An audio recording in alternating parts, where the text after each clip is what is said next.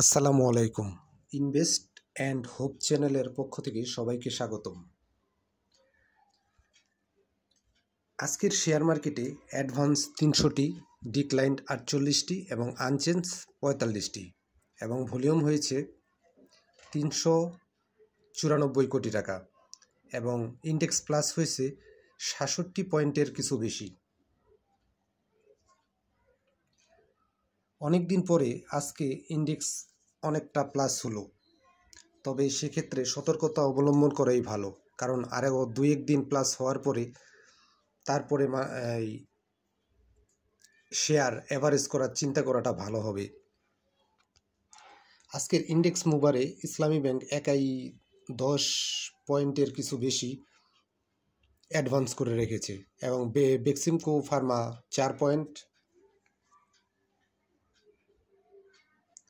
BRAC bank 3.63, Beacon pharma 2.06, Walton 2.20 এবং negative করে রাখছে Al Arafah bank 1.32, IFC bank 0.65, first security bank 0.38। আজকের মার্কেটটা ওভারঅল ভালোই বলা চলে, তবে এই মার্কেটের উপর, এই ইন্ডেক্সের উপরে এন্ট্রি নেওয়া বা অ্যাভারেজ করা থেকে বিরত থাকাই ভালো।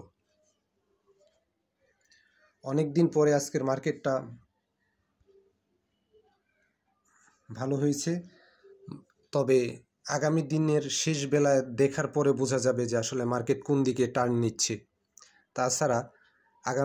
তাছাড়া এখনও ওভাবে বলা যায় না, কারণ একদিন সবুজ হওয়ার সাথে সাথেই যে মার্কেট ভালো হয়ে যাবে এরকম না। এর আগে অতীতে আমরা দেখেছি যে একদিন প্লাস হওয়ার পরে সবাই অ্যাভারেজ বা এন্ট্রি নিয়েছে, পরবর্তীতে দেখা গেছে কন্টিনিউ ডাউন।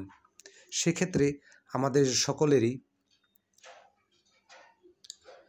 সাবধানতা অবলম্বন করা প্রয়োজন।